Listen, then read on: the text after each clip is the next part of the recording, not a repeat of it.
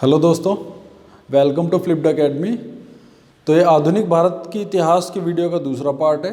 इससे पहले की वीडियो में हमने पढ़ा था कि कैसे कैसे यूरोपीय कंपनी भारत में आई, उनका क्या क्रम था, उनकी स्थापना कब कब हुई, और उसके बाद हमने देखा कि कौन कौन व्यापारी थे जो भारत में आए, जिन्होंने भारत की जल मार्ग से खोज करी। और उसके बाद आज की वीडियो में हम देखेंगे कि उन्हीं सभी कंपनियों को डिटेल में पढ़ेंगे।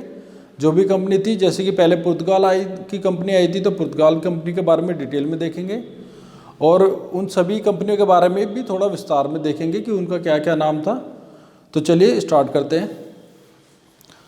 तो सबसे पहले हम शुरू करते हैं कंपनियों की स्थापना के बारे में। तो सबसे पहले जो कंपनी आई थी वो कंपनी थी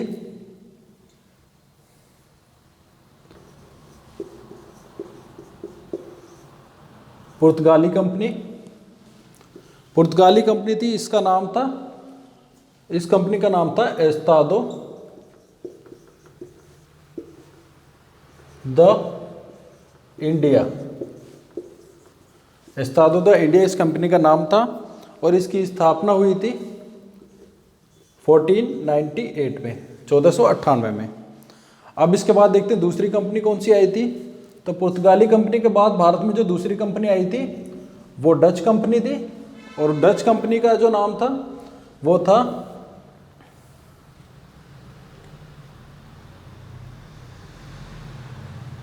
वेरिंग ओस्ट इंडेशे कंपनी। और इस कंपनी की स्थापना हुई थी 1602 में, 1602 में। अब इसके बाद जो तीसरी कंपनी आई थी वो ब्रिटिश कंपनी थी।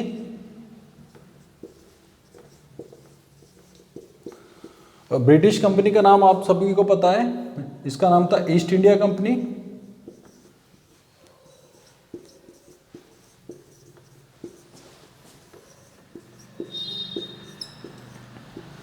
और ईस्ट इंडिया कंपनी की स्थापना हुई थी 1599 में। अब आप देख रहे हैं कि डच कंपनी, जैसे मैंने कल बताया था, डच कंपनी की स्थापना बाद में हुई थी, पर वो ब्रिटिश कंपनी से पहले भारत में आ गई थी। तो इसलिए हम इनका क्रम भी याद रखेंगे, स्थापना का, और इनका आने का क्रम भी याद रखेंगे। अब ब्रिटिश के बाद जो भारत में कंपनी आई वो कंपनी थी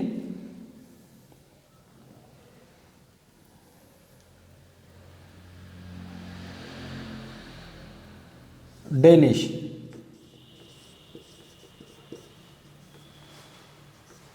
अब जो डेनिश कंपनी आई, डेनिश कंपनी का क्या नाम था? तो डेनिश कंपनी का नाम भी ईस्ट इंडिया कंपनी था, ईस्ट इंडिया कंपनी। और ये जो डेनिश कंपनी थी इसकी स्थापना कब हुई थी? इसकी स्थापना हुई थी 1616 में। अब डेनिश कंपनी के बाद जो कंपनी भारत में आई उस कंपनी का नाम था, वो कंपनी थी फ्रांसीसी कंपनी। फ्रांसीसी कंपनी। तो फ्रांसीसी जो कंपनी थी उस कंपनी का नाम है कंपनी देश ओरिएंटलेस। कंपनी देश ओरिएंटलेस। और इस कंपनी की स्थापना हुई थी 1664 में। ठीक है जी। अब इसके बाद जो कंपनी भारत में सबसे लास्ट में आई है वो कंपनी थी स्वीडिश कंपनी।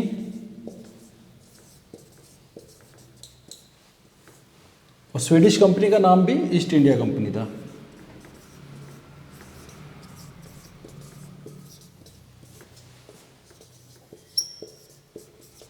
और इस स्वीडिश ईस्ट इंडिया कंपनी की स्थापना कब हुई थी? इसकी स्थापना हुई थी 1731 में। तो ये सभी हमें याद रखना है कि इनका आने का क्रम क्या था और इनकी स्थापना का क्रम क्या था और इनके क्या क्या नाम थे। इस तरह से भी क्वेश्चन बन जाते हैं, तो ये भी हमें याद रखना है। अब इसमें एक कल हमने बात पढ़ी थी कि भारत की खोज जल मार्ग से प्रारंभ करने का जो श्रेय जाता है वो जाता है पुर्तगाली को और स्पेन को। पुर्तगाल और स्पेन दोनों ने ही कोशिश करी थी, दोनों ने ही भारत को खोज करने के प्रयास किए थे। पर क्या हुआ कि पुर्तगाल ने तो अपनी कंपनी भारत में ले आए थे, और पर जो स्पेन के लोग थे वो भारत में नहीं आए थे। वो चीन तक, उन्होंने चीन की खोज करी थी और चीन तक ही सीमित रह गए थे, और भारत में उनका कभी भी कंपनी व्यापार करने नहीं आई। ठीक है, तो अब इसके बाद हम पुर्तगाल कंपनी को डिटेल में देखेंगे कि पुर्तगाल कंपनी में कब कब इनकी फैक्ट्री लगी और कौन कौन गवर्नर है, क्या क्या इनकी नीतियाँ थी और उन नीतियों का क्या क्या भारत पर प्रभाव पड़ा। तो चलिए देखते हैं।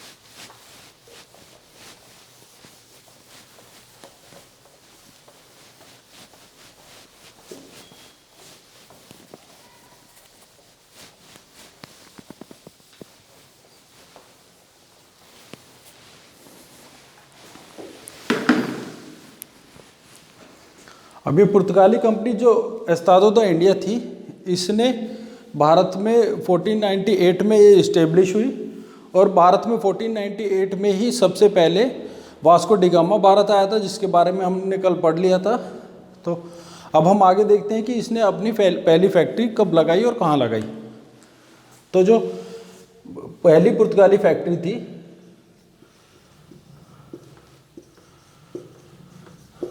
प्रथम फैक्ट्री वो लगी थी 1503 में, और वो लगी थी कोचीन में। तो ये पहली पुर्तगाली फैक्ट्री थी और पहली यूरोपियन फैक्ट्री थी। इसके बाद इन्हीं की दूसरी फैक्ट्री भी देख लेते हैं। कई बार क्रम लगाने को पूछ लिया जाता है कि पहली फैक्ट्री दूसरी फैक्ट्री कहाँ कहाँ लगी, तो ये हमें पता होना चाहिए। जो दूसरी फैक्ट्री थी वो लगी थी 1505 में कनानूर में, कनानूर। तो इस तरह से हमने इनकी फैक्ट्री देख ली है। अब हम देखेंगे इनके जो जो गवर्नर रहे वो कौन कौन थे और उन्होंने क्या क्या काम किए।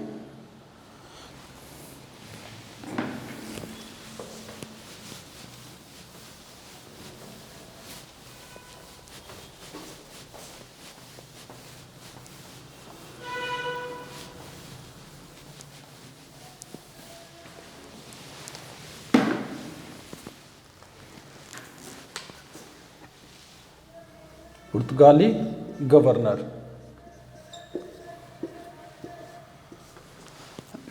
तो सबसे पहले जिस गवर्नर के बारे में हम पढ़ेंगे वो था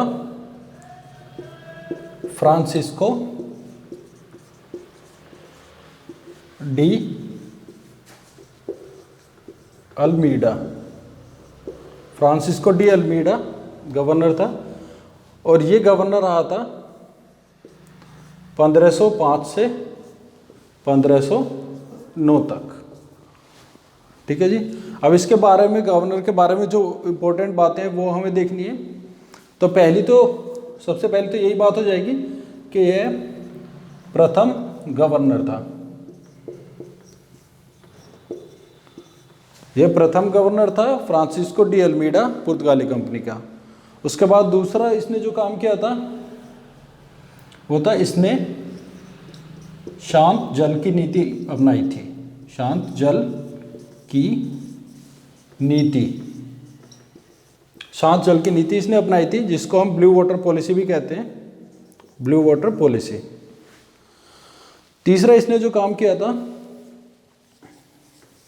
वो इसने किया था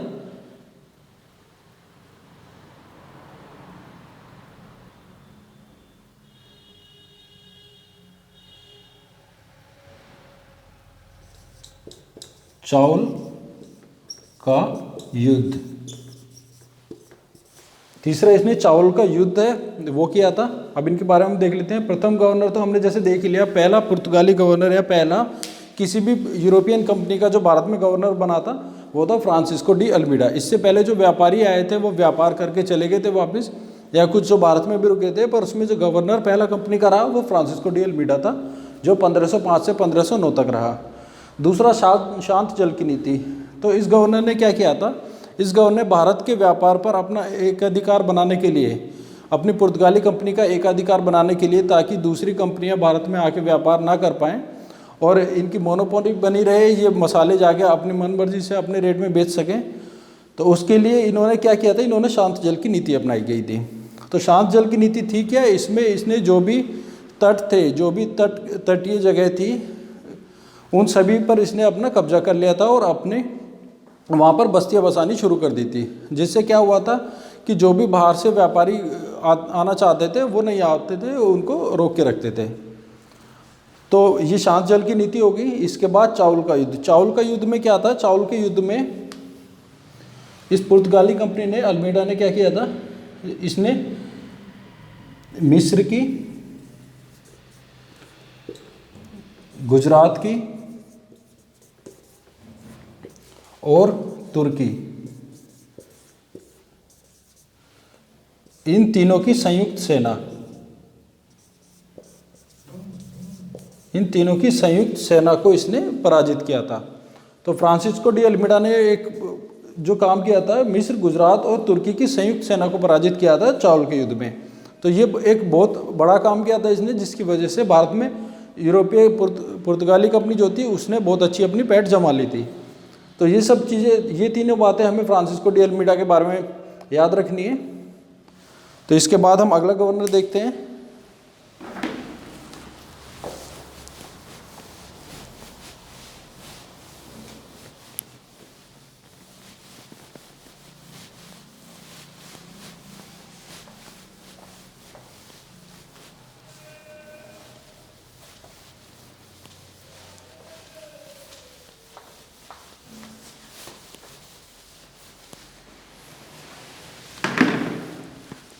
इसके बाद जो दूसरा गवर्नर रहा,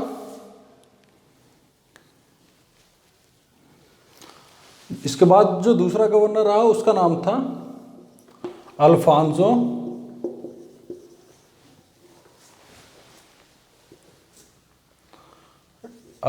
डी अल्बुकर्क।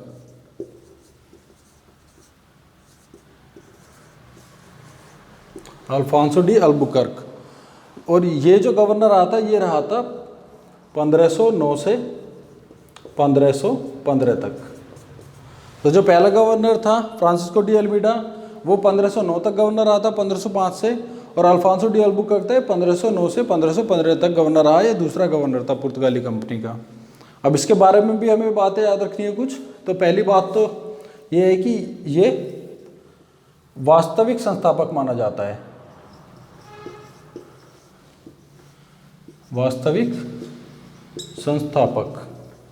ये पुर्तगाली कंपनी का वास्तविक संस्थापक माना जाता है, क्योंकि इसने कुछ ऐसे काम किए थे जिससे कि पुर्तगाली कंपनी ने भारत में अपनी काफ़ी अच्छी तरह से जड़ें जमा ली थी। तो दूसरा इसके बारे में जो हमें पॉइंट याद रखना है वो ये याद रखना है कि इसने 1510 में गोवा छीन लिया था। गोवा छीन लिया था। और किससे छीना था? बीजापुर के शासक, बीजापुर के शासक से, बीजापुर के शासक से, जिसका नाम था आदिल शाह, यूसुफ आदिल शाह, या आदिल शाह आप याद रख सकते हैं। तो 1502 में अल्फांसो डी अल्बुकर्क ने गोवा छीन लिया था बीजापुर के शासक आदिल शाह से। अब तीसरी इसके बारे में जो हमें बात याद रखनी है, इसने क्या किया था?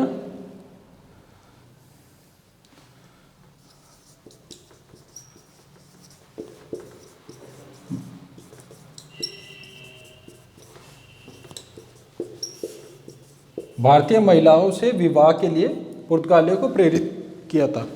भारतीय महिलाओं से विवाह के लिए पुर्तगालियों को प्रेरित किया था, जिससे कि ज़्यादा से ज़्यादा पुर्तगाली भारत में रहें और भारत में पुर्तगालियों की जनसंख्या बढ़े, उनका यहाँ पे अस्तित्व बढ़े। तो ये भी अल्फांसो डी अल्बुकर्क ने स्टार्ट किया था। उसके बाद एक और जो काम इसने किया था, इसने सती प्रथा पर रोक लगाने का प्रयास किया था। सती प्रथा पर रोक, सती प्रथा पर रोक का इसने प्रयास किया था। जहाँ तक भी पुर्तगाली कंपनियों की जो इनकी फैक्ट्री, इनकी बस्तियाँ थी, वहाँ पर इन्होंने सती प्रथा पर रोक लगाई थी।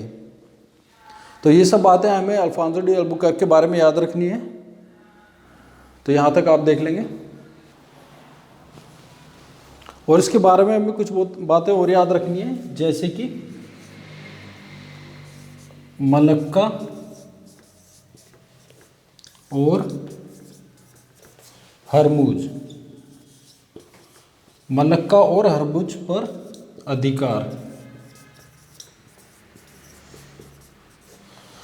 तो अल्फांसो डी अल्बुकर्क ने एक काम और किया था कि मलक्का और हरमुज पर अधिकार कर लिया था। मलक्का और हरमुज जो है ये दक्षिण पूर्वी एशिया की जगह है, जो कि उस समय व्यापारिक मंडी मानी जाती थी।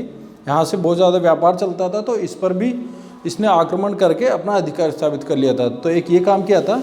इसके अलावा इसका अगर हिस्ट्री देखें तो ये भारत में आया था, भारत में आया था ये 1503 में। गवर्नर ये 1509 में बना था, पर भारत में 1503 में आया था। जिस समय जो पहली फैक्ट्री मैंने बताया था आपको, पहली फैक्ट्री कोचीन में लगी थी 1503 में, तो वो फैक्ट्री भी अल्फांसो डी अल्बुकर्क के प्रयासों से ही लगी गई थी। और 1503 में जब ये आया था तो ये स्क्वाड्रन की पोस्ट पे आया था, स्क्वाड्रन की पोस्ट पे आया था। ये स्क्वाड्रन के रूप में भारत में आया था और 1509 में गवर्नर बन गया था। एक और इसका जो दुभाषिया था, दुभाषिया, ये भी क्वेश्चन आया हुआ है। इसका जो दुभाषिया था उसका नाम था बारबोसा, बारबोसा इसका दुभाषिया था। तो ये भी हमें याद रखना है। तो ये तो थी अल्फांसो डी अल्बुकर्क के बारे में बातें। ये सभी बातें बहुत इंपॉर्टेंट हैं और बार बार जो है प्रश्न में पूछी जाती हैं। तो इसके बाद हम देखते हैं कि अगला गवर्नर कौन था।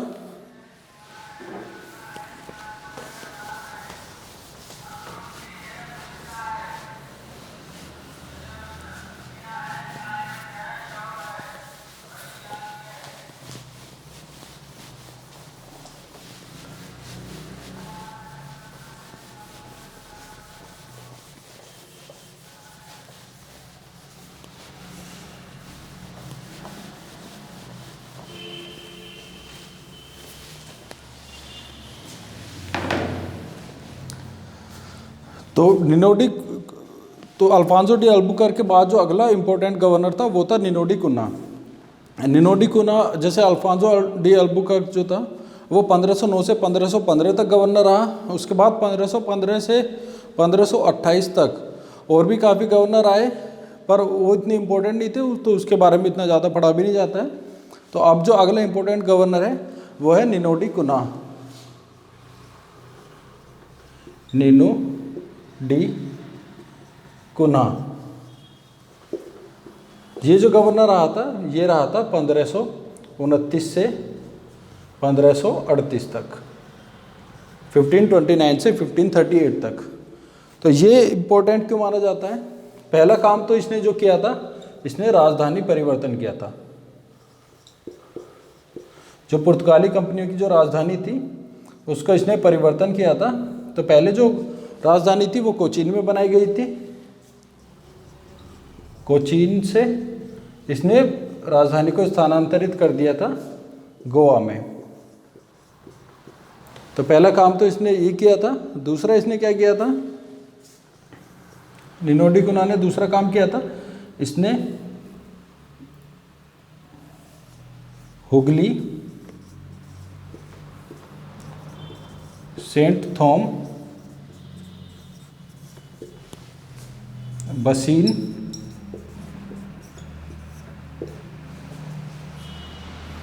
सालसेट,